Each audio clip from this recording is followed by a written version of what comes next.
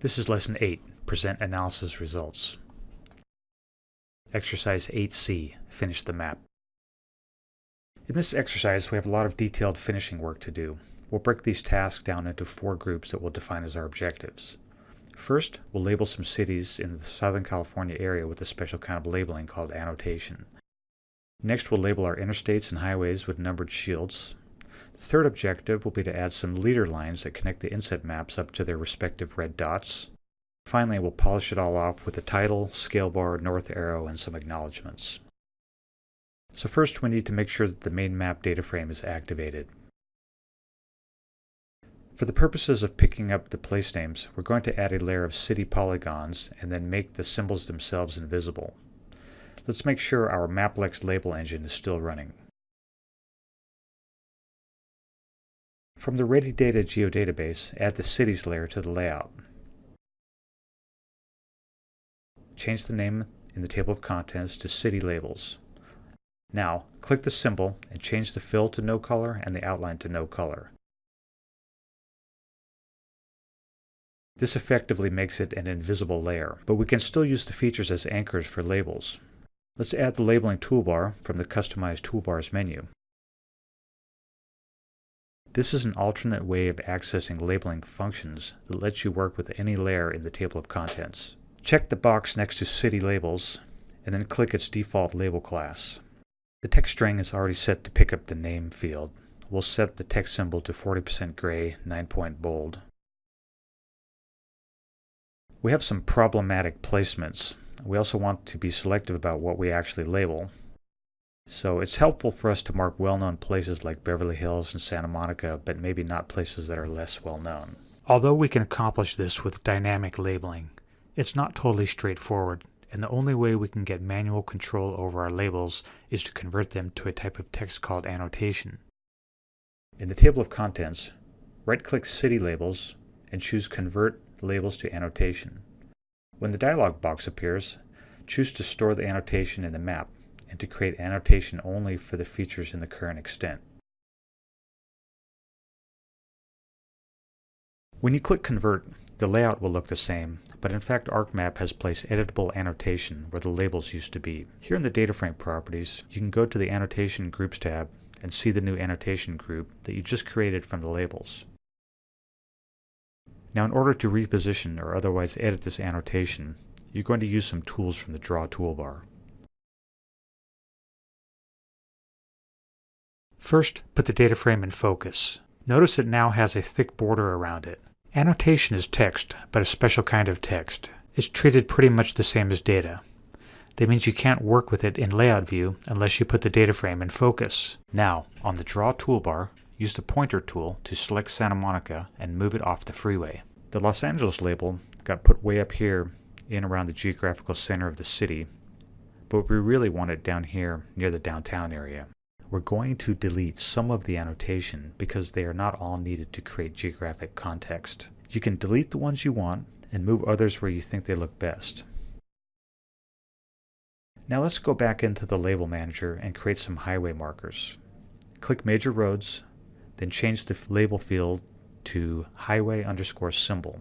This field holds the numeric symbol for roads that include them. Now click the symbol button here to locate this simple oval shape called Other Route Highway.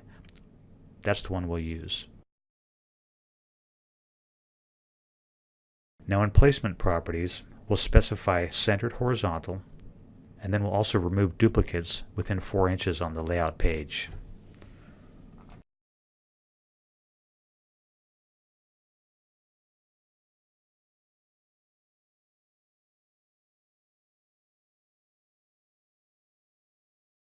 If we wanted to move these, we could convert them to annotation, but they look good, so why create more work for ourselves? Zoom into the upper left corner of the layout, making sure you grab the correct zoom in tool.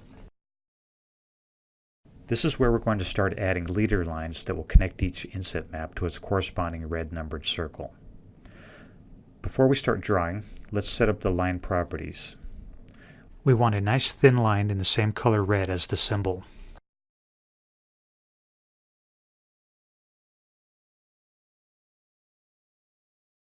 Now we grab our line tool and we draw a right angle or a straight line, whatever you think looks good.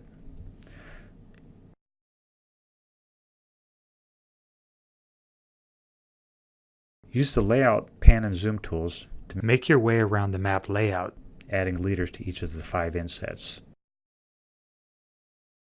Some might be better straight, some as right angles. It's not a science, it's a design choice. Now let's insert a title for the map. In this case, we've already named the map document, so the title gets pulled automatically, which saves us some typing. Right-click the text box and change the font to 22-point bold.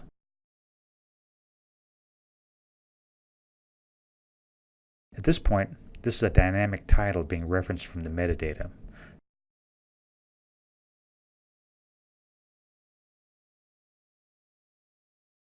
To insert a line break, we need to convert it to a graphic. Now we can put in a break and center the 2 lines. It fits better in this spot.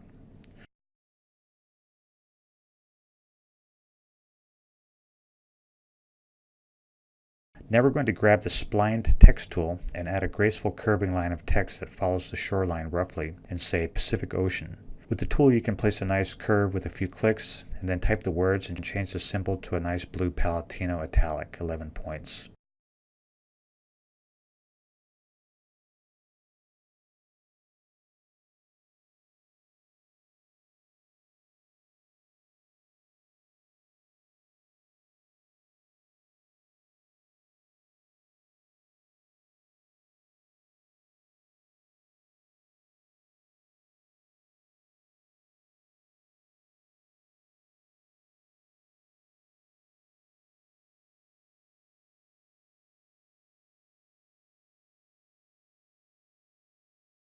Now you can move that into a perfect location.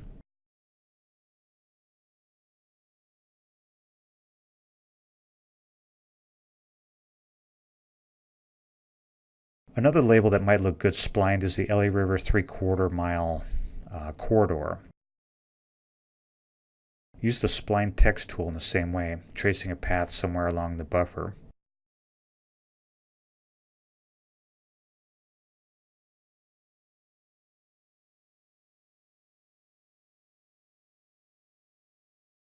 Then we make it a nice dark shade of green to tie into the buffer thematically.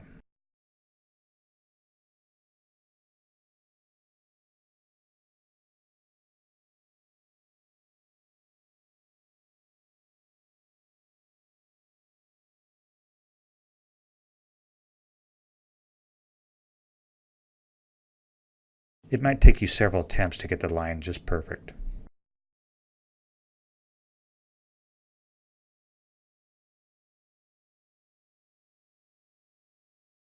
We'll take the data frame out of focus to start working with layout elements. Layout elements are the ones we won't see if we switch to data view, like a scale bar. We're going to pick the single division scale bar. In its properties, set the units to miles. Format the text as 9-point Arial. And make the symbol white with a thin outline.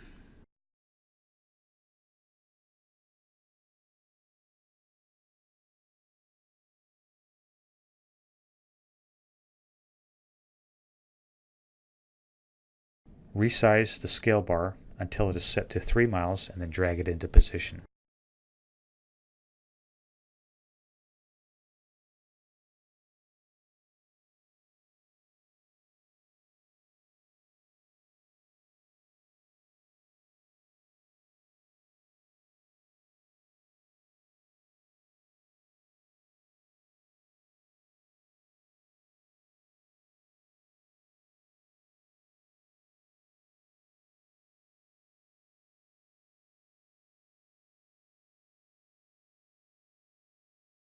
Now let's add a north arrow.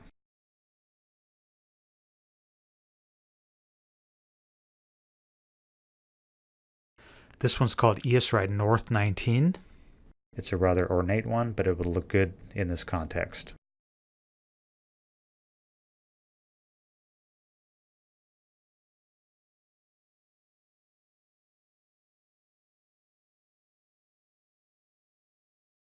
Finally, let's add some very small and light text down here that will duly acknowledge our data sources.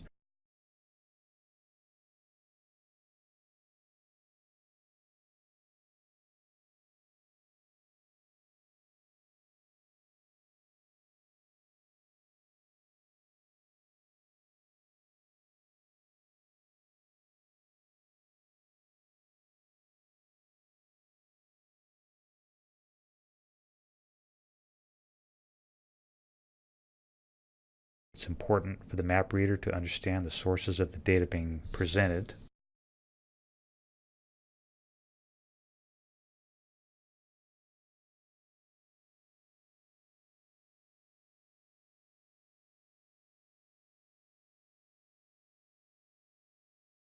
We made this just big and dark enough to be legible, but small and light enough to fade into the background. We also need a short disclaimer that our inset maps are all at different scales.